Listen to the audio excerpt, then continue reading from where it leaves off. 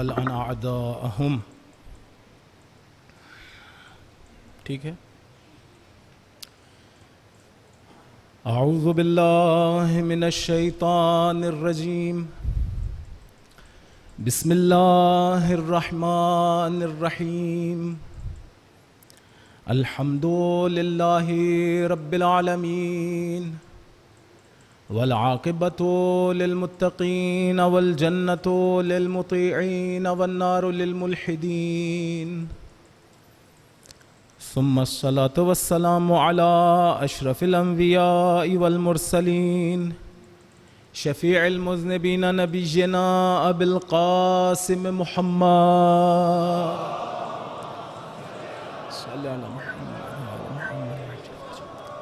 وعلى أهل بيته الطيبين الطاهرين الهداة المهديين لا سيما بقية الله في الأراضين روحي له الفداء وأرواح العالمين واللعنة الدائمة على أعدائهم أجمعين من حين عداوتهم إلى قيام يوم الدين.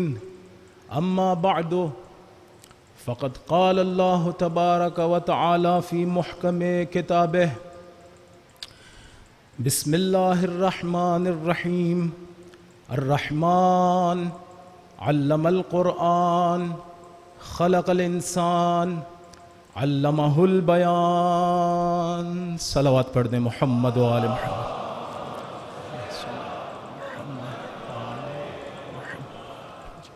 خداوند متعال کا نہایت شکر گزار ہوں کہ اس نے ایک مرتبہ پھر ہم سب کو یہ توفیق عنایت کی کہ اس کا اور اس کے پاک بندوں کا ذکر بجا لا سکیں. خدا کی بارگاہ میں دعا ہے ہم سب کو خلوص عنایت فرمائے. ہمارے اور ہمارے مرحومین کے رشتہ داروں کے جو ہم سے ناراض ہوئے، جن سے ہم کبھی ناراض ہوئے ہوں، بہن بھائیوں کے، دوستوں کے، سب کے گناہان کبیرہ و صغیرہ کو معاف فرمائے. ہمارے آقا و مولا کے ظہور میں تعجیل فرمائے اور ہمیں ان کی خوشنودی اور عنایات عطا فرمائے. سب مل کے ایک مرتبہ دعا کریں گے مولا کے لیے. بسم اللہ الرحمن الرحیم. اللہم کل ولیک الحجۃ بن الحسن صلواتک علیہ وعلی آبائہ فی هذه الساعة وفی کل ساعة ولیاً وحافظاً وقائداً وناصراً ودلیلاً وعینا حتی تسکنہ ارضک طوعا وتمتعہ فیہا طویلا. صلوات پڑھنے محمد و آل محمد.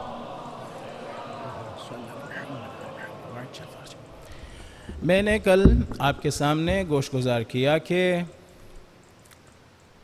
قرآن ایک ایسی حقیقت ہے جو ممتد ہے، جاری ہے، کنٹینیوس ہے. اس کا ایک سرا اس عالم مادہ میں ہے اور ایک سرا علم الہی میں. روایات میں آیا ہے کہ قرآن حبل اللہ المتین ہے. کبھی امام کو کہا ہے کہ حبل اللہ المتین ہے، کبھی قرآن کو کہا ہے. فرق نہیں پڑتا ہے، دونوں کا نتیجہ ایک ہی ہے. خدا نے ایسی نعمت نازل کی ہے جس کا ایک سرا اس عالم میں اور اس کا دوسرا سرا خداوند متعال کا علم ہے. وہ علم لا متناہی، وہ علم لا محدود. اور چونکہ ذات خداوند متعال عین علم ہے اور اس کا علم عین ذات خداوند متعال ہے، دو یائی نہیں ہے. ایسا نہیں ہے کہ خدا کچھ اور ہے اور اس کا علم کچھ اور ہے. نہیں، وہی علم ہے، وہی قدرت ہے، وہی حیات ہے.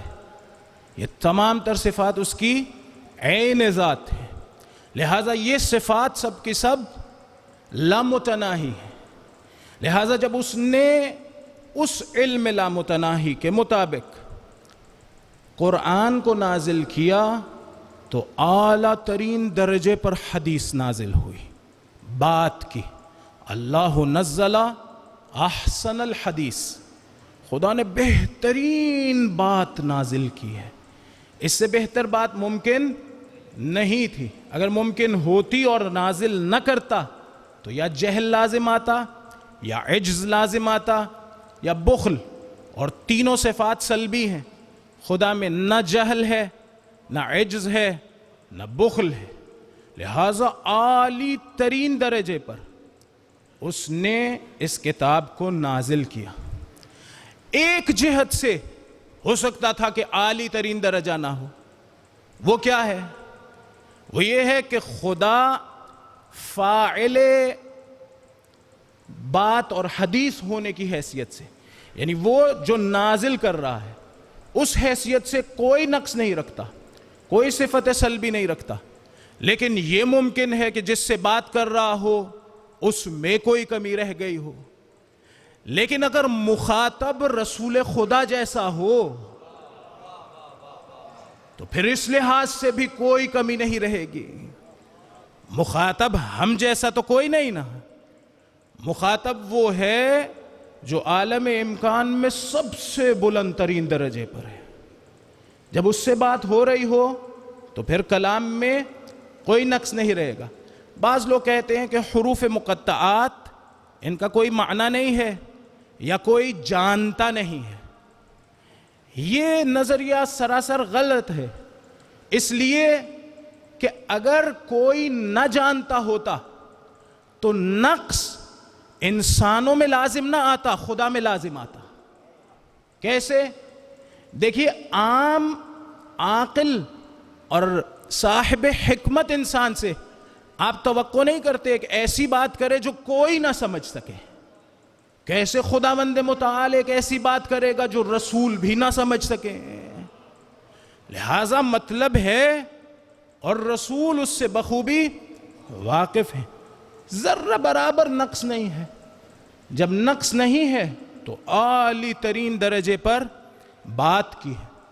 لیکن میں نے عرض کیا کہ نزول قرآن کا مطلب یہ ہے کہ قرآن علم الہی کے مرتبے سے، علم الہی کا مرتبہ مرتبہ وجوب ہے۔ وجوب کا مرتبہ کیا مطلب؟ خداوند متعال کی ذات واجب الوجود ہے، نیسیسری بینگ ہے، اس کی تمام تر صفات نیسیسری ہیں، واجب ہیں، کسی کی عطا کردی نہیں ہے، کسی نے عطا نہیں کی ہے، ان کی کوئی علت بھی نہیں ہے، خود عین ذات، وہ صفات سب کی سب اس کی ذات ہیں، خوب صفات بھی واجب ہیں اس لیے کہ عین ذات ہے۔ لیکن اس مرحلے سے رسول کے قلب پر نازل ہونا اس علم کا، یہ ایک نزول ہے۔ اس مرتبے کو چھوڑ کر ایک اور مرتبے پر آیا ہے یہ علم، اور چونکہ رسول کی ذات ممکن ہے، پاسبل بینگ ہے، لہذا اب قرآن کا وہ درجہ جو رسول کے دل پر آیا ہے وہ نہیں ہے بعینہ جو خدا کے علم میں ہے۔ فرق ہے اس لحاظ سے، معارف کے لحاظ سے میں نہیں کہہ رہا ہوں فرق ہے، فرق ہے اس لحاظ سے کہ علم الہی واجب ہے اور رسول کی ذات ممکن ہے۔ جب قرآن رسول کی ذات کا حصہ بنے تو پھر رسول کی ذات کے مطابق ممکن الوجود کی حیثیت رکھتا ہوگا، پاسبل بینگ کی حیثیت رکھتا ہوگا۔ خوب اس مرحلے سے پھر قرآن کا نزول ہوا ہے، قرآن پھر نازل ہوا ہے۔ مختلف منازل بہرحال اگر قرآن کی طرف خود نگاہ کریں تو وہاں سے سمجھی جا سکتی ہیں۔ مثلا ایک منزل اور ایک مرتبہ یہ ہے کہ وہ قرآن فرشتوں کے ہاتھ میں دے دیا جائے، فرشتوں کے ہاتھ میں، پھر اس کے بعد اس کا نزول ہو اس عالم میں، اس عالم مادہ میں۔ جب قرآن اس عالم مادہ میں آئے گا تو اس شدید اور قوی مرتبے کے مطابق نہیں آئے گا، بلکہ اس عالم مادہ سے مناسبت رکھتے ہوئے درجے پر آئے گا۔ وہ کیا ہے؟ وہ ہے ساؤنڈ ویوز، وہ ہے نقوش، کتابت کی شکل میں لکھا گیا، حروف کی شکل میں بولا گیا، اسے یاد کیا گیا۔ کیوں ایسا ہوا؟ ایسا کیوں ہوا کہ اس عالم میں آیا تو اس شکل میں آیا، لیکن اس سے پہلے کے عوالم میں جس پہ نازل ہوا تو وہ اس کے علاوہ اس پر محیط دیگر حقائق کی شکل میں تھا؟ اس لیے کہ ہم سب مادی ہیں، اس مادی زندگی میں، اس مادی دنیا میں زندگی گزار رہے ہیں۔ نقص قرآن میں نہیں تھا، اس عالم کی ظرفیت میں تھا۔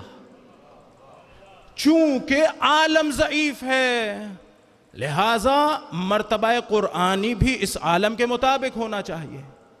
بالفاظ دیگر قرآن نے کہا کہ وَأَنزَلْنَا إِلَيْكَ الذِّكْرَ لِتُبَيِّنَ لِلنَّاسِ مَا نُزِّلَ إِلَيْهِمْ۔ فقط قرآن رسول پہ نازل تو نہیں ہوا، رسول پہ نازل ہونے کے بعد ہم پر بھی نازل ہوا ہے، ہم تک نازل ہوا ہے۔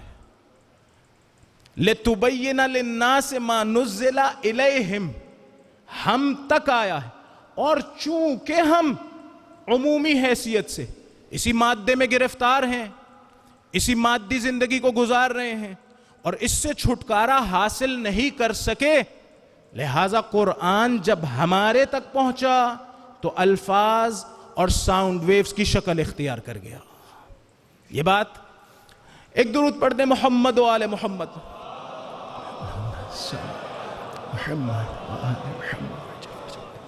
لیکن ایسا نہیں ہے کہ فقط یہی درجہ ہے۔ شاید ممکن ہے کسی کے ذہن میں، ممکن ہے میرے ذہن میں ایک لمبے عرصے تک یہی بات آئی ہی نہ ہو، خطور ہی نہ کی ہو کہ یہ جو قرآن ہمارے گھروں میں رکھا ہے، اس کے علاوہ بھی کوئی درجہ ہے قرآن کا؟ یعنی قرآن کوئی ایسی حقیقت ہے کہ جو روشنائی کے علاوہ یا ساؤنڈ ویوز کے علاوہ ہو؟ کوئی ایسی ہے؟ ممکن ہے یہ سوال کئیوں کے ذہن میں آیا ہی نہ ہو۔ لیکن اگر قرآن کی طرف نگاہ کریں تو قرآن نے خود اسے جا بجا بیان کیا ہے، جا بجا۔ سورہ زخرف میں کیا کہتا ہے خداوند متعال؟ حامیم والکتاب المبین انا جعلناہ قرآنا عربیا لعلکم تعقلون۔ ہم نے اسے، کس کو؟ ذالک حامیم والکتاب المبین، ہم نے کتاب مبین کو کیا کیا؟ بنا دیا، ڈھال دیا، قرار دیا۔ کس چیز میں؟ قرآناً عربیاً، ایک عربی میں پڑھے جانے والی چیز میں تبدیل کیا۔ کیوں؟ لعلکم تعقلون، شاید تم لوگ، یا تاکہ تم لوگ کیا کرو؟ اس کا تعقل کر سکو، اس کا تعقل کر سکو۔ ورنہ کہاں تھی یہ کتاب خدایا؟ انہو فی ام الکتاب لدینا لعلی حکیم۔ ورنہ خود اگر اس کی حقیقت کو دیکھو تو یہ ام الکتاب میں تھی، ہمارے پاس۔ لعلی حکیم، یہ بہت بلند ہے اور بہت حکمت والی ہے۔ اس ام الکتاب کو خدا نے کس شکل میں بھیجا؟ اس ام الکتاب کو خدا نے عربی کی شکل میں بھیجا، قرآناً عربیاً۔ آپ لوگ پڑھتے رہتے ہیں، مجھے توقع ہے کہ ممکن ہے بہت سی باتیں ایسی گزریں کہ جن کے بارے میں آپ بہرحال سوچ و بچار میں مبتلا ہو جائیں، اور اچھی بات ہے، یہ کوئی بری بات نہیں ہے۔ آپ کیا پڑھتے ہیں؟ انہو لقرآن کریم، وہ قرآن کریم ہے۔ کہاں ہے؟ فی کتاب مکنون، خود قرآن ایک چھپی ہوئی کتاب میں ہے۔ یہ قرآن پڑھ رہا ہوں میں، خود قرآن ایک چھپی ہوئی کتاب میں ہے. انہ لقرآن کریم فی کتاب مکنون لا یمسہ الا المطہرون. اسے مس نہیں کر سکتے سوائے مطہرین کے. کسے مس نہیں کر سکتے؟ قرآن کو یا کتاب کو؟ انہو لقرآن کریم فی کتاب مکنون، چھپی ہوئی کتاب میں ہے. لا یمسہ الا المطہرون، اسے کوئی مس نہیں کر سکتا. کسے مس نہیں کر سکتا؟ قرآن کو یا وہ قرآن جس کتاب مکنون میں ہے اسے. یہ جو ہمارے پاس ہے یہ تو آپ دیکھتے رہتے ہیں کہ لوگ کس قدر جسارت کرتے ہیں اور جرت کرتے ہیں اور بے ادبی کرتے ہیں بعض اوقات قرآن کی. ممکن ہے بعض اوقات اس کی توہین کر رہے ہوں، ممکن ہے بعض اوقات اسے طہارت کے بغیر مس کر رہے ہوں. قرآن تو کہہ رہا ہے کہ اسے مس ہی نہیں کیا جا سکتا. تو کس کی بات ہوئی ہے جسے مس نہیں کیا جا سکتا؟ اس قرآن کی جو ہمارے گھر میں ہے ہم دیکھتے ہیں کہ اسے تو مس کرتے ہیں. ہاں یہ کہا جا سکتا ہے کہ لا یمسہ الا المطہرون ظاہر میں جملہ خبریہ ہے، لیکن اس کا فائدہ یا داعی جملہ انشائیہ ہے. اس کا مطلب یہ ہوتا ہے کہ جیسے کلاس میں ٹیچر موجود ہوتا ہے تو وہ کیا کہتا ہے؟ وہ کہتا ہے کل سب درس لکھ کے لائیں گے. یہ خبر دے رہا ہے لیکن حقیقت میں آرڈر کر رہا ہے. ہو سکتا ہے قرآن اس طرح سے بات کر رہا ہو لا یمسہ الا المطہرون، اسے کوئی مس نہیں کر سکتا ہے سوائے مطہرین کے. ممکن ہے آرڈر کر رہا ہو کہ دیکھو کوئی بھی طہارت کے بغیر اسے مس نہ کرے. لیکن یہ حکم ظاہر قرآن کا ہوگا، یہ جو ہمارے پاس ہے. لیکن اگر انہو لقرآن کریم فی کتاب مکنون لا یمسہ، اس ہو سے مراد کتاب مکنون ہو تو پھر وہاں پر مطلب یہ نہیں ہے کہ ظاہری طور پہ چھو نہیں سکتا. وہاں مطلب یہ ہے کہ اس کتاب مبین سے کسی کا تعلق نہیں ہو سکتا مگر یہ کہ طہارت حاصل کر چکا ہو. کوئی اس کو مس نہیں کر سکتا ہے، یعنی کوئی کسی کی اس تک رسائی ہی نہیں ہے. ایک درود پڑھ دیں محمد و آل محمد.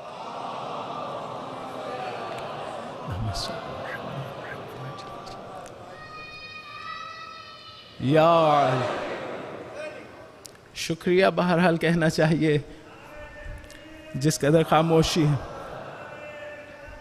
یا رسول اللہ، یا اللہم صلی علی محمد وعلی محمد عجل فرجہ.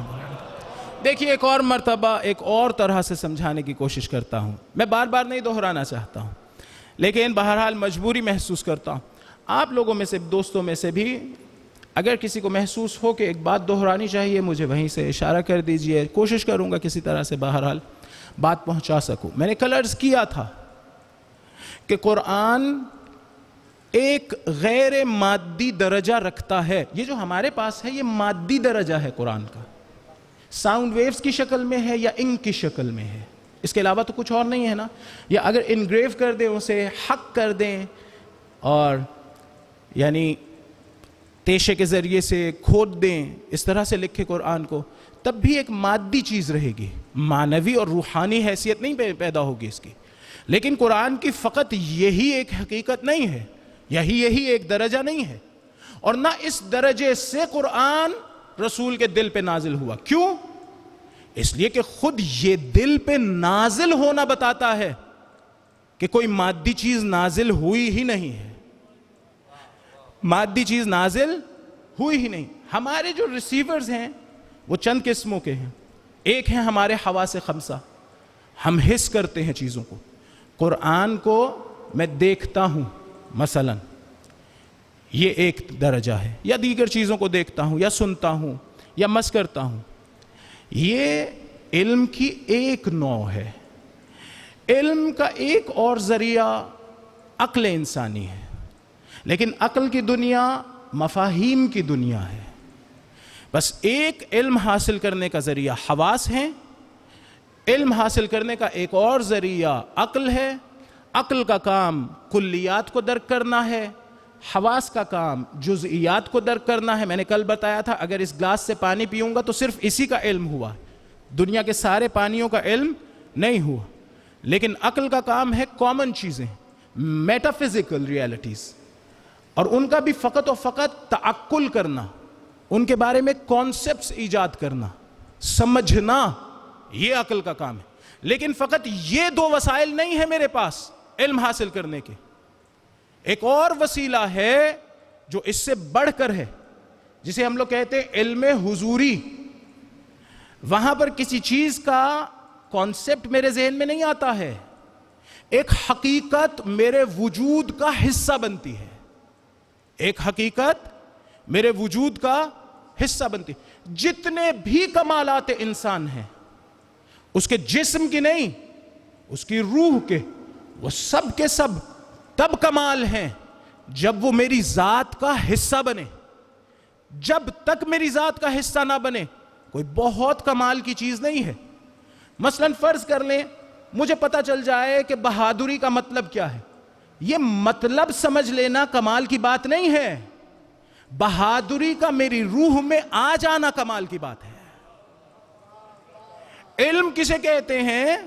یہ سمجھ لینا کمال کی بات نہیں ہے، کانسیپٹ کا نام نہیں ہے، علم میری روح میں آ جائے یہ کمال کی بات ہے۔ تقوی کا مطلب سمجھ لینا کمال کی بات نہیں ہے، وہ تو غیر متقی بھی سمجھتا ہے۔ یہ مطلب نہیں ہے کہ مطلب سمجھ آ گیا، مفہوم سمجھ میں آ گیا تو کوئی کمال کی بات ہے، نہیں، اس حقیقت کا میری ذات میں آ جانا، میری روح کا حصہ، میری جان کا حصہ بننا، یہ کمال کی بات ہے۔ جتنے کمالات ہیں، حتیٰ جتنے نقائص ہیں انسان کے، وہ سب کے سب اس طرح سے ہیں کہ یا تو وہ ذات کا حصہ بنے ہیں یا ذات کا حصہ نہیں بنے۔ فرض کر لیں سچ بولنا کانسیپٹس کا نام نہیں ہے، سچ بولنا ایک حقیقت ہے، یا میری روح کا حصہ بنا ہے یا نہیں بنا۔ مسلمان ہونا یہ کانسیپٹس کا نام نہیں ہے، یا مسلمان ہونا میری ذات میں شامل ہے یا میری ذات میں شامل نہیں ہوا ہے۔ شیعہ ہونا یا میری وجود کا حصہ ہے یا میرے وجود کا حصہ نہیں ہے۔ اگر ہے تو بہت اچھی بات ہے، اگر نہیں ہے تو حاصل کرنے کے لیے کہنا یہ چاہتا ہوں کہ علم کی ایک اور قسم ہے جسے علم حضوری کہتے ہیں، آپ انگریزی میں اسے کہتے ہیں knowledge by presence. Knowledge by concepts نہیں ہے، وہ نالج بائی پریزنس ہے۔ ایک ریالٹی آپ کے پاس حاضر ہوتی، جیسے درد، جیسے خوشی، جیسے غم، جیسے عزا، یہ سارے کے سارے آپ کے وجود کا حصہ بنے ہو تو آپ کو ایک علم حاصل ہوتا ہے۔ مثلا اگر کوئی شخص عزادار ہے، یعنی اس کی روح میں عزا آ چکی ہے، اس کی روح میں غم اہل بیت وہ حس کر رہا ہے، تو اب عزادار ہے، وہ اب عزادار بنا ہے اور وہ محسوس کر رہا ہے۔ یہ دوسروں کو نہیں محسوس کرایا جا سکتا، دوسروں کو جب محسوس کرایا جاتا ہے تو مفاہیم کی شکل اختیار کر لیتا ہے، لیکن جب میں خود محسوس کر رہا ہوتا ہوں تو اس کا مفہوم نہیں سمجھتا، حقیقت میرے پاس ہوتی ہے۔ قرآن ایک ایسی حقیقت ہے جس کے مختلف درجات ہیں، اس کا ایک درجہ یہ مادی وجود ہے، روشنائی کی شکل میں یا ساؤنڈ ویوز کی شکل میں، لیکن جو اس کا بلند ترین درجہ ہے وہ اس شکل میں نہیں ہے۔ حواس کے ذریعے سے محسوسات درک کیے، عقل کے ذریعے سے کلیات درک کی، یہ جو میں چیزوں کی ریالٹی کو درک کرتا ہوں، یہ کس چیز کے ذریعے سے کرتا ہوں؟ دیکھیں، عقل کے ذریعے سے میں کانسیپٹ سمجھتا ہوں، حواس کے ذریعے سے محسوسات درک کرتا ہوں۔ یہ جو ریالٹی کو درک کرتا ہوں، غم کو، غصے کو، تقوی کو، علم کو، شجاعت کو، یہ جو میری روح کا حصہ بنے، انہیں کس چیز سے میں درک کرتا ہوں؟ اسے درک کرتا ہوں اپنے پورے وجود سے، اسے درک کرتا ہوں اپنی روح کے ذریعے سے، اسے درک کرتا ہوں اپنے قلب کے ذریعے سے، اسے درک کرتا ہوں اپنے فؤاد کے ذریعے سے۔ جتنے مرضی آپ تعبیرات مختلف استعمال کر لیں، مفہوم ایک ہی ہے، بس دل کے ذریعے سے جو چیز درک ہوتی ہے وہ مفہوم نہیں ہوتے، وہ مادی ساؤنڈ ویوز نہیں ہوتی، وہ حقیقت ہوتی ہے۔ اب ذرا توجہ کریں کہ قرآن رسول پاک کے بارے میں کیا کہہ رہا ہے۔ کہ قرآن کو رسول نے کس طرح سے درک کیا تھا. کیا حس کے ذریعے سے؟ کیا عقل کے ذریعے سے؟ نہیں. فرمایا نزل بہ الروح الامین علی قلبک. اے حبیب، یہ قرآن آپ کے دل پہ نازل ہوا ہے. جو دل پہ نازل ہوتا ہے نہ وہ وجود مادی ہے نہ وجود عقلی، وہ حقیقت قرآن ہے جو نازل ہوئی ہے.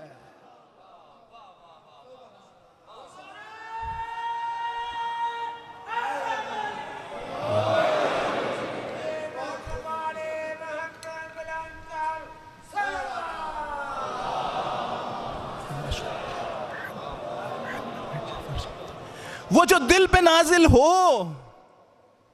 وہ وجود مادی نہیں ہوتا، وہ عقل پہ بھی نازل نہیں ہوا. عقل پہ نازل ہوتا تو حضور کو فقط مفاہیم قرآن سمجھ میں آتے ہیں. نہیں، چونکہ دل پہ نازل ہوا ہے لہذا حقیقت قرآن سے واقف ہیں. حقیقت قرآن سے واقف ہیں.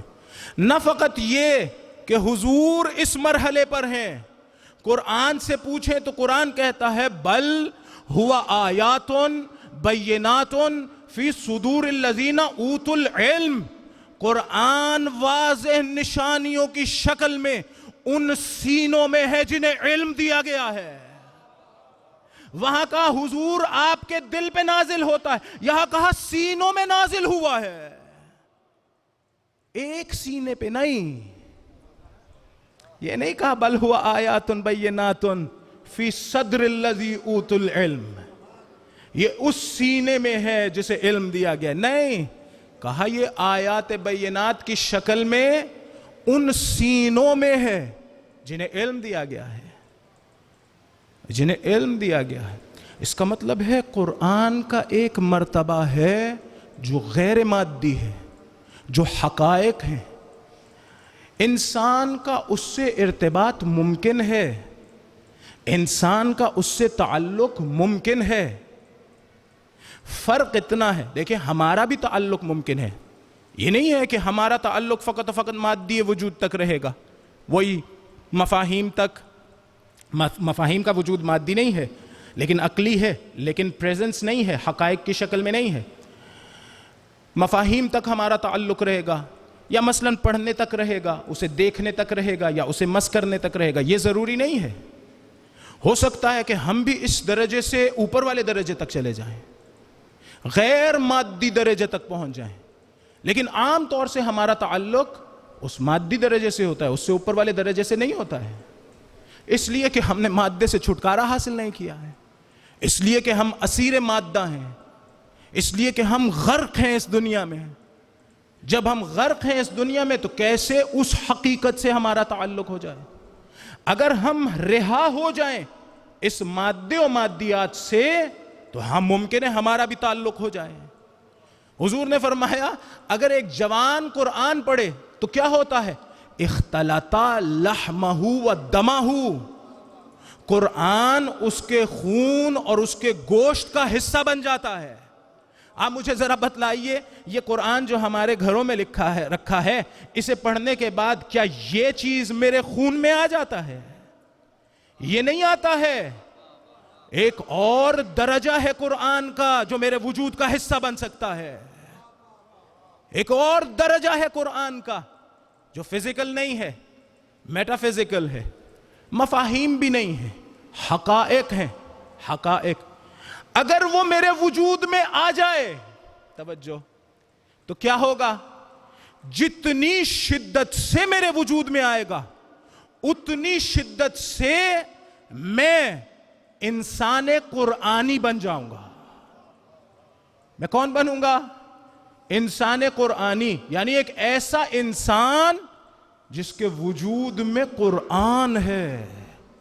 پھر سے کہوں گا، وجود مادی نہیں، وجود مفاہیم نہیں، حقیقت. یہ جو آیت میں نے آپ کے سامنے تلاوت کی، یہ کیا کہتی ہے؟ یہ کہتی ہے الرحمن علم القرآن خلق الانسان. رحمان نے تعلیم قرآن کی اور خلقت انسانی کی. یعنی کسی ایسے انسان کے بارے میں بات ہو رہی ہے جس کے وجود میں قرآن داخل ہے. پہلے تعلیم قرآن کی ہے اور اسی تعلیم قرآن کے ساتھ خلقت کی ہے, اور پھر اسے کیا سکھلایا ہے؟ وَعَلَّمَهُ الْبَيَانَ, پھر اسے سکھلایا کہ وہ جو تمہاری ذات کا حصہ بنا ہے اسے حروف اور الفاظ کی شکل میں دوسروں تک کیسے پہنچانا ہے, اسے الفاظ کی شکل میں دوسروں تک کیسے پہنچانا ہے. ایک درود پڑھ دیں محمد و آل محمد علیہ السلام.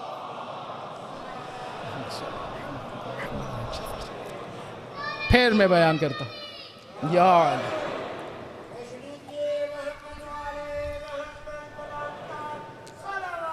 اللہم صلی یا علی. دیکھیے توجہ کریں, ایک ہے نالج بائی پریزنس, ایک چیز میرے وجود کا حصہ ہو, یہ میں کسی کو نہیں دے سکتا. جس وقت میں درد میرے وجود کا حصہ ہوتی ہے اور میں ڈاکٹر کے پاس جاتا ہوں اور ڈاکٹر صاحب کو بتاتا ہوں ڈاکٹر صاحب مجھے درد محسوس ہو رہا ہے, یا فرض کریں غم کی کیفیت میں ہوں اور کسی کو بتاؤں کہ میں غم کی کیفیت میں ہوں, میں غم اسے نہیں دیتا ہوں, اس کے ذہن میں مفہوم غم کو پیدا کرتا ہوں, ایجاد کرتا ہوں. غم تو نہیں میں کسی کو دے سکتا. یہ جو کچھ میرے پاس ہوتا ہے یہ میرا اپنا ہے, یہ کسی کو نہیں دیا جا سکتا. یہ حقیقت کی شکل میں ہے اس لیے میرا اپنا ہے, لیکن اسے بیان تو کیا جا سکتا ہے, اسے بیان تو کیا جا سکتا ہے. قرآن کو دیکھیں کس قدر دقیق ہے قرآن. کہتا ہے حبیب وَأَنزَلْنَا إِلَيْكَ الذِّكْرَ, ہم نے آپ کی طرف ذکر کو نازل کیا. کیوں؟ لِتُبَيِّنَا لِلنَّاسِ مَا نُزِّلَ إِلَيْهِمْ, تاکہ آپ لوگوں کو بیان کر سکیں جو ان کی طرف نازل ہوا ہے. بالکل اسی طرح جس طرح سے میں غم کی کیفیت بیان کر سکتا ہوں, فقط غم دے نہیں سکتا ہوں, اسی طرح حضور سے کہا جا رہا ہے حضور وہ جسے ہم نے آپ کی ذات کا حصہ بنایا ہے نا, اب لوگوں کو ذرا بیان کر دے کیا ہے. دیکھیں یہ آیت کیا کہہ رہی, الرحمن علم القرآن, خدا نے تعلیم قرآن کی. جب علم دیا قرآن کا تو کس طرح سے دیا؟ حواس کے ذریعے سے نہیں, مفاہیم کے ذریعے سے نہیں, حقائق کی شکل میں حضور کی ذات کا جز بنایا, حضور کی ذات کے ساتھ اتحاد ہوا اس حقیقت کا. اور جب یہ کر لیا تو کہا وَعَلَّمَهُ الْبَيَانَ, اور پھر اسی خدا نے بتایا کہ اسے بیان کیسے کرنا ہے.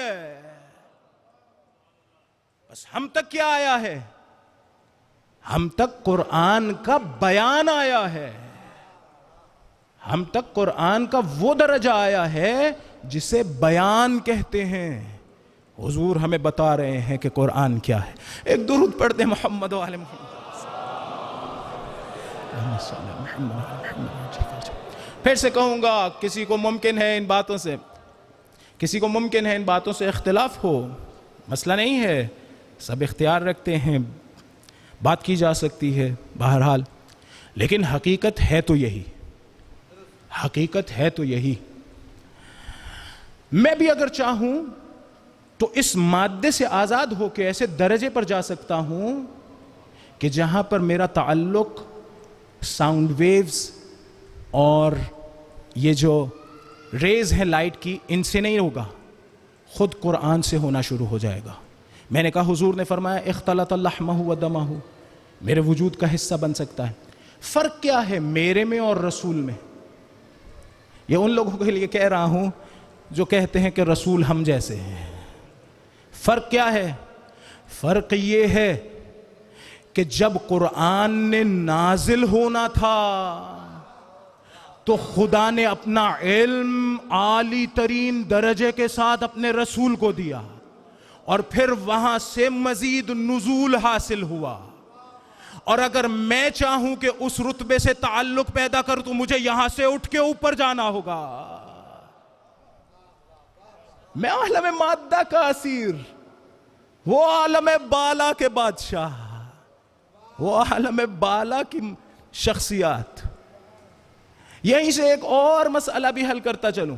بعض لوگ کہتے ہیں کہ قرآن کو کسی مفسر کی ضرورت نہیں ہے, قرآن کو کسی مبین کی ضرورت نہیں ہے, قرآن کو کسی انسان کی ضرورت نہیں ہے. میں کہتا ہوں اگر حضور نہ ہوتے تو قرآن اس مادی شکل میں آتا کیسے؟ بھائی کوئی چاہیے نا کہ جو جب خدا سے لے تو حقائق کی شکل میں ہو, اور جب لوگوں تک پہنچائے تو بیان کی شکل میں پہنچا دے. مجھ میں تو اتنی سخت نہیں ہے کہ میں خدا سے لے سکوں, بس کوئی ہے جس نے حقائق کو لیا اور بیان کی شکل میں دیا. درود پڑھ دیں محمد و آل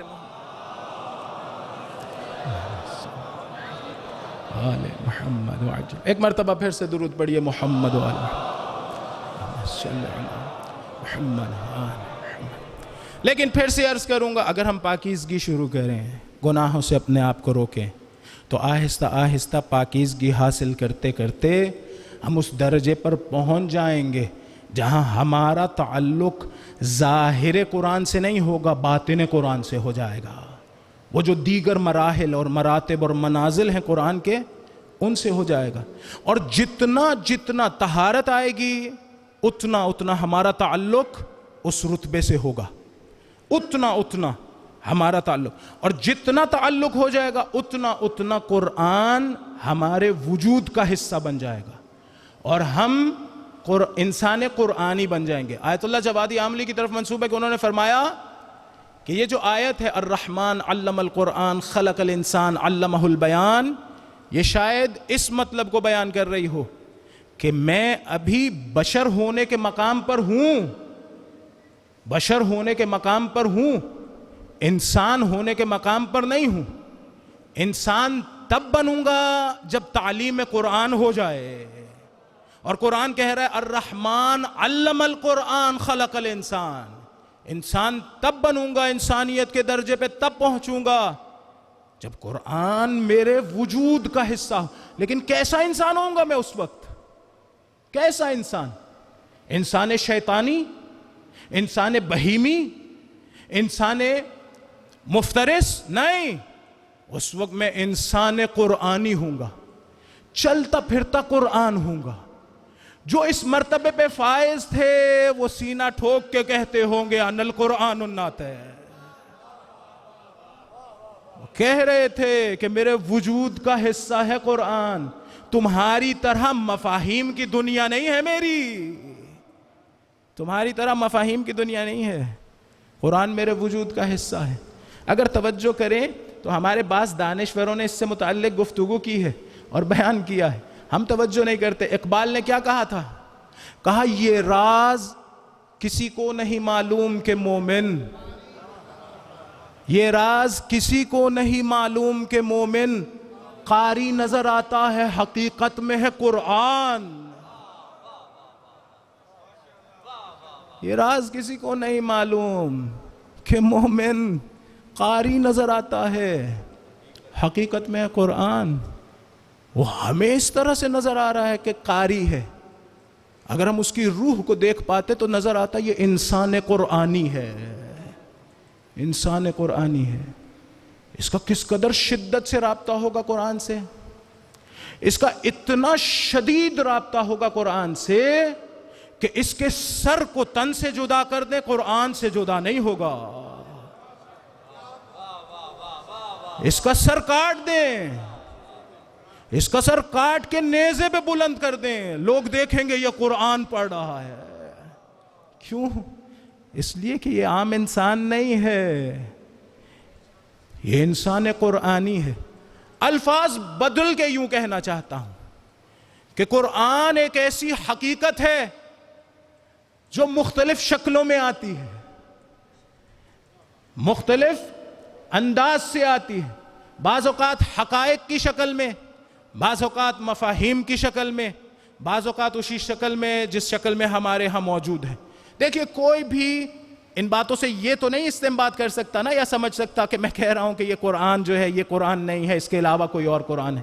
تو جاہلانہ بات ہوگی اگر کوئی کرے. میں ایسی تو بات نہیں کر رہا, میں کہہ رہا ہوں قرآن حبل اللہ المتین ہے، ایک حقیقت ہے لیکن اس کے مختلف درجات ہیں. اس کا وہ درجہ جو ہمارے گھروں میں رکھا ہے وہ یہ درجہ ہے. ایسا نہیں ہے کہ اس کے علاوہ کوئی درجہ نہیں ہے، اس کے علاوہ بھی درجہ ہے.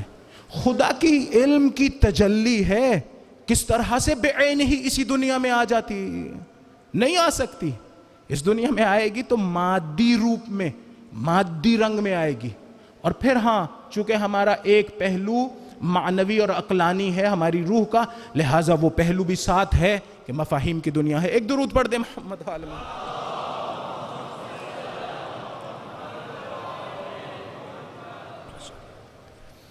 بس یہاں تک آپ الحمدللہ میرے ساتھ تشریف لے آئے کہ قرآن ایک ایسی حقیقت ہے جو متصل ہے اور مختلف درجات رکھتی ہے. جب اس دنیا میں آتی ہے تو تجلی کی شکل میں آتی ہے، تجافی کی شکل میں نہیں آتی. تجلی اور تجافی کیا ہوتی ہے؟ دیکھیں، خدا نے قرآن میں اپنا جلوہ دکھایا ہے. حدیث ہے امام علی علیہ السلام کی کہ خدا نے قرآن میں تجلی کی ہے من غیر ان یکونوا یروہ. یا امام رضا علیہ السلام کی حدیث ہے کہ خدا نے اپنا جلوہ دکھایا ہے لیکن اس طرح سے نہیں ہے وہ جلوہ کہ ان آنکھوں سے دیکھا جا سکے. یہ بالکل اسی طرح سے ہے جس طرح سے جناب امیر خدا کو دیکھتے تھے. کسی نے آ کے پوچھا، علی وہ جس کی عبادت کرتے ہو کبھی اسے دیکھا ہے؟ مولا نے یہ نہیں کہا ہاں دیکھا ہے، یعنی یہ نہیں فرمایا کہ ہاں ایک دفعہ اتفاق ہوا تھا میں نے اسے دیکھا. کہا جب سے عبادت کر رہا ہوں اسے دیکھ کے عبادت کرتا ہوں، بن دیکھے عبادت نہیں کرتا. اور پھر فرمایا کہ اسے دل کی آنکھ سے دیکھا جاتا ہے. قرآن میں خدا نے جلوہ کیا ہے اپنا، تجلی ہے خدا کی. یہ قرآن تجلی ہے. اس تجلی کا مطلب کیا ہے؟ میں نے کہا تجافی کی شکل میں نہیں آیا، تجلی کی شکل میں آیا. تجافی کسے کہتے ہیں؟ تجافی کسے کہتے ہیں کہ ایک چیز ایک نقطے سے اپنا سفر شروع کرے اور دوسرے نقطے تک مکمل کرے، لیکن جب پہلے نقطے کو چھوڑے اور دوسرے نقطے تک پہنچے تو دوسرے نقطے پر ہے اور پہلے پہ باقی نہیں ہے. ہم لوگ مثلاً یہاں سے ایک جگہ جانا ہو تو جب ایک جگہ پہنچے ہیں یا سفر شروع کیا ہے تو وہ جہاں سے شروع کیا تھا وہاں تو نہیں ہے نا اب. یا مثلاً بارش، جب بارش کا قطرہ، پانی کا قطرہ آسمان سے گرتا ہے تو مختلف مراتب و منازل کو طے کرتا ہوا آتا ہے، لیکن جب ایک نئی منزل پہ پہنچتا ہے تو پچھلی منزل سے غائب ہو چکا ہوتا ہے، وہاں پر پھر نہیں ہوتا ہے. اسے کہتے ہیں تجافی، اسے کہتے ہیں جگہ چھوڑ دینا، خالی کر دینا ایک جگہ کو. مادیات اس طرح سے ہیں، جتنی مادی چیزیں ہیں ایک جگہ سے چلتی ہیں، اگر اس جگہ کو چھوڑ دیں تو پھر وہاں نہیں ہے، دوسری جگہ ہے. جہاں نہ پہنچی نہیں ہے وہاں بھی نہیں ہے، جب وہاں پہنچیں گی تو پچھلی والی جگہ نہیں ہو. لیکن معنوی چیزیں ایسی نہیں ہیں. معنوی چیزیں تجلی کا رخ رکھتی ہیں، تجلی کی شکل رکھتی ہیں. مثال دے کے سمجھاتا ہوں.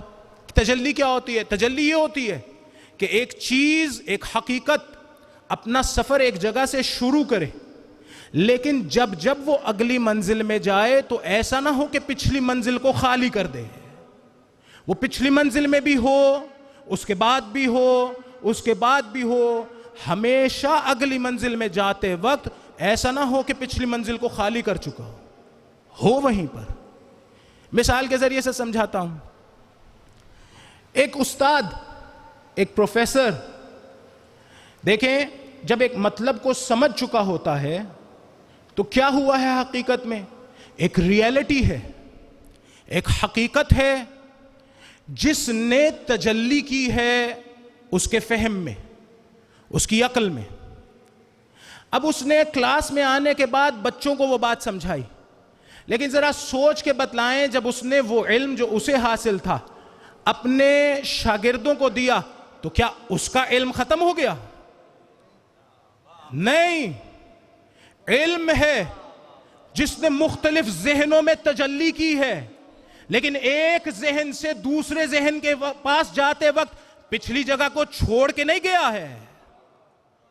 ایک ہی لمحے میں ایک کے بعد دوسرے کے پاس، دوسرے کے بعد تیسرے کے پاس، اس طرح سے، اس لیے کہ ایک میٹا فزیکل ریئلٹی ہے، غیر مادی چیز ہے.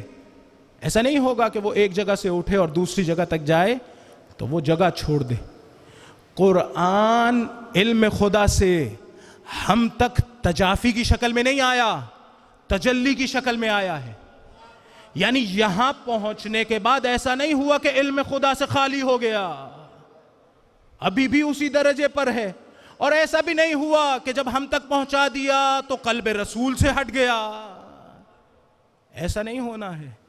اسے ایک ایسی حقیقت ہے جو رسی، میں کہتا ہوں کیا خوبصورت یہ تعبیر ہے، کیا خوبصورت استعارہ ہے رسی کا، حبل اللہ المتین. رسی کی خصوصیت کیا ہوتی ہے؟ رسی کی خصوصیت یہ ہوتی ہے کہ اسے اوپر سے اگر لٹکایا جائے تو وہ ایسا نہیں ہوتا ہے کہ کسی جگہ کو چھوڑ کے نیچے پہنچتی ہے، وہ جہاں تک جاتی ہے سب جگہ پر متصل ہوتی ہے، لیکن ہر ایک کا ایک درجہ مختلف ہے. ایک درود پڑھ دے محمد و آل محمد صلی اللہ علیہ وسلم. تو قرآن اس طرح سے ہے، قرآن اس طرح سے ہے.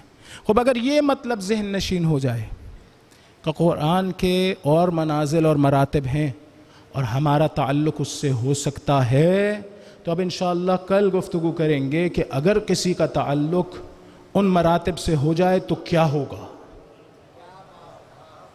ایک تو یہ کہ ان مراتب سے ہوتا کیسے ہے، اور اگر ہو جائے تو ہوگا کیا، وہ جن کا ہوا تھا انہیں کیا ملا تھا، یہ گفتگو کریں گے.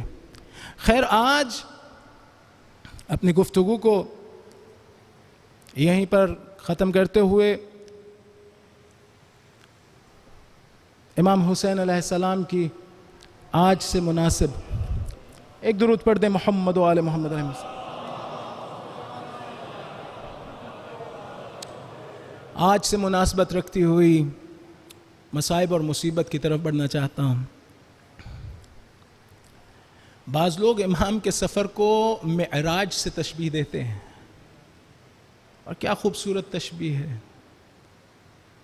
مدینہ چھوڑ کر جا رہے ہیں ملاقات پروردگار کے لیے. رسول گئے تھے سبحان الذی اسری بعبدہ لیلا من المسجد الحرام الى المسجد الاقصی. رسول گئے تھے معراج پہ، حسین اپنی معراج کی طرف جا رہے ہیں. سوچیں تو صحیح وہ کیا معراج ہوگی جہاں زخموں سے چور، خشک ہونٹوں سے تہ خنجر کہہ رہے ہوں رضن بقضائے وتسلیما لامرک. خدا تیری رضا پہ، تیری قضا پہ میں راضی ہوں، تیرے امر کے سامنے یا علی، تیرے امر کے سامنے میرا سر جھکا ہوا ہے. امام کے لیے معمولی بات نہیں تھی مدینہ کو چھوڑنا، نہایت مشکل کام ہے. آپ تصور کریں ہم ایک جگہ پر رہتے ہوں، بعض لوگ گھر چھوڑ کے دوسری جگہ جاتے ہیں، کس قدر سخت ہوتا ہے. یہ مادی محبت ہے لیکن سختی محسوس کرتے ہیں. حسین اپنی ماں کی قبر چھوڑ جائیں، حسین اپنے نانا کی قبر چھوڑ جائیں، مدینۃ الرسول چھوڑ جائیں، معمولی بات نہیں ہے. لیکن وائے ہو ان لوگوں پر جنہوں نے حسین کو مدینہ چھوڑنے پہ مجبور کر دیا. یزید ملعون نے ولید کو اپنا نمائندہ مقرر کیا اور کہا حسین سے بیعت لو. ولید نے رات کے وقت امام کو بلایا. امام سمجھ گئے کہ اس کا ارادہ اچھا نہیں ہے، بنو ہاشم کو اپنے ساتھ لیا. سوچیں کون کون گیا ہوگا؟ عباس دلاور، حضرت علی اکبر، حضرت قاسم، یہ شخصیات ہوں گی. 18 یا 19 جوان امام حسین علیہ السلام کے ساتھ گئے. جس وقت پہنچے اس ظالم نے کہا کہ یزید کے لیے بیعت کریں. امام نے کہا کہ رات کے وقت میں یہ باتیں نہیں کی جاتی ہیں. ہم اہل بیت نبوت ہیں. لوگ دیکھتے ہوں گے نا کہ حسین کیا کر رہے ہیں. وہ اپنے فیصلے حسین کو دیکھ کے کرتے ہوں گے. بالآخر حسین کا بیعت کرنا حسین کی بیعت نہیں ہے. اگر حسین بیعت کر دیں تو ایسا ہے جیسے رسول خدا نے بیعت کی ہو. حسین منی و انا منہ. رسول خدا کا بیعت کرنا ایسا ہے جیسے خدا نے کہا ہو. کس طرح سے حسین یہ کام کر رہے ہیں؟ جس وقت آئے تو دیکھا مروان بھی بیٹھا ہے. مروان نے کہا ولید سے کہ دیکھو اگر ابھی حسین کو تم نے جانے دیا تو جان لو دوبارہ یہ تمہارے قابو نہیں آئیں گے. تم ابھی اس کا سر کاٹ دو. کس کا سر کاٹنے کی بات ہو رہی ہے؟ وہ جسے سب نے دیکھا تھا کہ رسول کے کندھے پہ سوار ہوتا تھا, اس کا سر کاٹنے کی بات ہو رہی. امام نے یہ جملے سنے. ایک مرتبہ کہا انت تقتلنی یا ابن الزرقاء ام ہوا, کیا تو مجھے قتل کرے گا یا وہ؟ یعنی تیری اتنی جسارت, تیری اتنی جرت. امام کی آواز بلند ہونی تھی. ایک مرتبہ ہاشمی جوان اندر آ گئے. حضرت عباس علیہ السلام اندر آئے ہوں گے. کیا پوچھ رہے ہوں گے؟ کس کی جرت ہوئی میرے آقا سے بلند آواز میں بات کرے؟ عباس وہ ہیں جو صفین میں ابن شعثا کے تمام بچوں کو مارنے کے بعد خود اس کو بھی مار چکے تھے. اس وقت تو 15-17 سال کی عمر تھی. آج تو جوانی کا عالم ہے. کہہ رہے ہوں گے کس نے جسارت کی میرے مولا کی شان میں؟ کیسے برداشت کرتے ہوں گے وہ حضرت عباس جو حسین کی موجودگی میں غلاموں کی طرح بیٹھتے تھے. میں نے شاید کل عرض کیا تھا یہیں پر کہ جب امام حسین بیٹھتے تھے تو امام حسین علیہ السلام کے ساتھ چوکڑی مار کے نہیں, آلتی پالتی مار کے نہیں بیٹھتے تھے. کیوں؟ اس لیے کہ عباس کا قد اونچا تھا. اگر امام حسین کے ساتھ اسی ہیئت میں بیٹھتے تو سر حسین کے سر سے اوپر ہو جاتا. بعض علماء نے کہا اپنے گھٹنے بینڈ کر کے, گھٹنوں کو اٹھا کے اپنا سر گھٹنوں پہ رکھتے تھے, کہیں عباس کا سر حسین کے سر سے اوپر نہ ہو جائے. میرا دل کہتا ہے کھڑے ہوتے ہوں گے سامنے تب بھی جھک کے کھڑے ہوتے ہوں گے, تب بھی جھک کے کھڑے. کیسے برداشت کیا ہوگا؟ ایک مرتبہ امام نے کہا کہ ہم نے جنگ نہیں کرنی ہے, واپس چلیں. لیکن امام نے فیصلہ کر لیا اب مدینہ ہمارے رہنے کے قابل نہیں رہا. بیویوں کو خبر دے دی. ودا کے لیے آئے رسول پاک کی قبر پہ. عبادت کرنے کے بعد تھوڑی دیر آرام کیا. عالم خواب میں دیکھا رسول آئے ہیں, کہہ رہے ہیں حسین خروج کرو تم میرے پاس آنے والے ہو. امام حسین علیہ السلام نے کہا نانا مجھے اپنے پاس رکھ لو, میں یہاں سے نہیں جانا چاہتا ہوں. رسول خدا نے کہا ان لک لدرجات لا تنالها الا بالشہادہ. حسین تمہارے لیے خدا نے وہ درجات رکھے ہیں جو شہادت کے بعد ملیں گے. امام حسین جیسی شہادت کسی امام کی نہیں ہے. امام علی علیہ السلام تلوار سے شہید ہوئے ہیں لیکن جنگ کرتے ہوئے 3 دن کا پیاسا حسین مارا گیا ہے. باقی ائمہ شہید ہوئے ہیں زہر سے لیکن جنگ کرتے ہوئے حسین میدان جنگ میں تنہا امام ہے جو میدان جنگ میں مارا گیا ہے. امام حسین علیہ السلام نے ودا کیا. اس کے بعد آئے اپنی ماں کی قبر پہ. میرا دل کہتا ہے آج یاد آ گیا ہوگا کہ ماں مجھے کیسے آغوش میں لیتی تھی. شاید بچوں کی طرح سے قبر سے لپٹ گئے ہوں گے. داخل ہوئے تو کیا کہہ رہے تھے؟ کہہ رہے تھے السلام علیکہ یا اماں, اے ماں تجھ پہ سلام ہو. جواب کیا آیا؟ وعلیک السلام یا شہید الام, وعلیک السلام یا غریب الام, وعلیک السلام یا مظلوم الام. اے ماں کے مظلوم بیٹے تجھ پہ سلام ہو. اجرکم اللہ. اے ماں کے شہید بیٹے تجھ پہ سلام ہو. اے ماں کے غریب بیٹے تجھ پہ سلام ہو. گھر آئے, رخصت ہو رہے ہیں, مدینہ چھوڑ کے جا رہے ہیں. میں نے مقتل کے جملے دیکھے. بنو ہاشم کی خواتین جمع ہوئیں اور گریہ کر رہی تھی. کیا کہہ رہی تھی؟ کہہ رہی تھی یہ دن اسی دن کی طرح ہے جس دن رسول خدا گئے تھے. یہ دن اسی دن کی طرح ہے جس دن فاطمہ زہرا اس دنیا سے گئی تھی. مدینے کی فضا سوگوار تھی. راوی کہتا ہے میں اسی دن مدینے میں داخل ہوا تو محسوس ہوا مدینے سائیں سائیں کر رہا ہے, فضا سوگوار ہے. میں نے کسی سے پوچھا کیا ہوا ہے, اتنا سوگ کیسا ہے؟ کہا حسین مدینے کی جان مدینہ چھوڑ کے جا رہا ہے. بنو ہاشم کے محلے میں آیا, کیا دیکھتا ہے؟ دیکھتا ہے اونٹ آ رہے ہیں, اونٹوں پہ سامان رکھا جا رہا ہے. جب سامان لاد دیا گیا آگے چلے گئے. امام حسین علیہ السلام ایک جگہ کرسی پہ بیٹھے سب دیکھ رہے ہیں. کہتا ہے جب سامان لاد لیا اور اونٹ آگے بڑھ گئے, اتنے میں کچھ اونٹ آئے اور بیبیوں نے سوار ہونا شروع کیا. میں نے دیکھا ایک جوان آگے بڑھا اور ایک بیوی کو سوار کر رہا ہے. میں نے پوچھا یہ جوان کون ہے, یہ کسے سوار کر رہا ہے؟ کہا یہ قاسم کا, یہ حسن کا یتیم قاسم ہے, ماں کو سوار کر رہا ہے. ایک اور بیوی آگے بڑھی, ایک اور جوان آگے بڑھا. حسین کرسی پہ بیٹھے ہیں. اتنے میں نے دیکھا ایک بیوی آگے بڑھی, وہاں عباس آگے آ گئے. میں نے پوچھا یہ کون ہے جو سوار ہونا چاہتی؟ کہا علی کی چھوٹی بیٹی سوار ہو رہی ہے. کہتا اتنے میں نے دیکھا ایک مجللہ آگے بڑھی, ایک طرف سے عباس آئے, ایک طرف سے علی اکبر آئے. کسی نے گھٹنا ٹیکا, کسی نے ہاتھ تھاما. حسین کرسی چھوڑ گئے. میں نے پوچھا یہ کون ہے؟ کہا علی کی بڑی بیٹی ہے. علی کی بیٹی سوار ہو رہی ہے. جناب ام سلمہ آئیں, کہا حسین دل گھبرا رہا ہے, یہ کیسا سفر ہے جس پہ جا رہے ہو؟ کہیں یہ وہی تو نہیں جس کی خبر تمہارے نانا نے دی تھی؟ کہا بیوی وہی ہے, وہی سفر ہے. اب جا رہا ہوں تو واپس نہیں لوٹ کے آؤں گا. کیا ہوا تھا؟ کہا حسین تمہارے بچپنے کا عالم تھا. تمہارے نانا ایک مرتبہ آئے, حجرے میں داخل ہوئے, کہا ام سلمہ حجرے میں کسی کو آنے نہ دینا.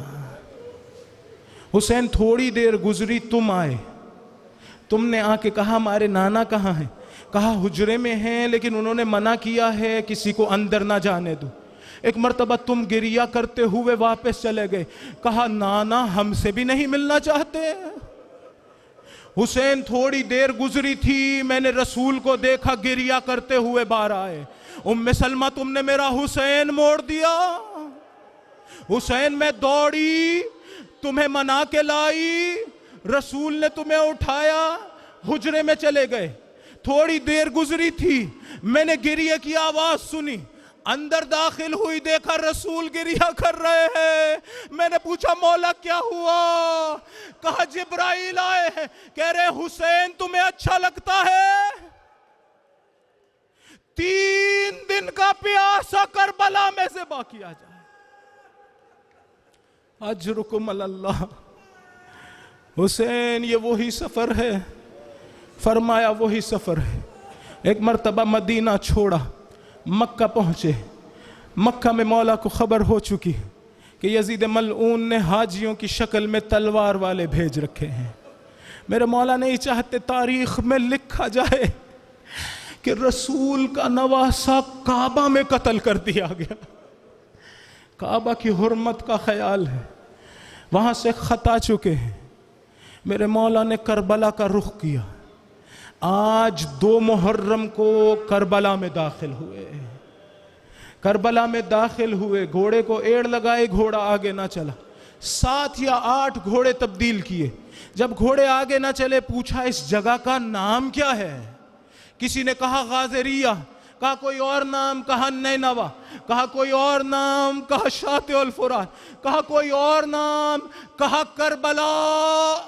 ایک مرتبہ مولا نے کہا اعوذ باللہ من کرب و بلا, ہا ہنا مسفک دمائنا, ہا ہنا مذبح اطفالنا. ارے یہاں ہمارا خون گرایا جائے گا, یہاں ہمارے بچے پیاسے ذبح ہوں گے, یہاں ہمارے خیمے لوٹے جائیں گے. ایک دن وہ تھا جب یہ قافلہ کربلا میں آیا. ایک دن وہ تھا جب 11 محرم ہوگی, قافلہ جا رہا تھا. جناب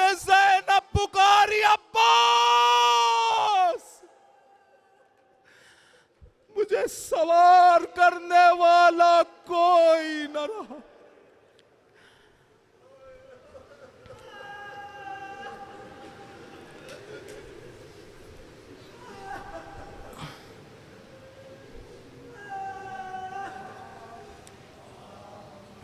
ماتم حسین.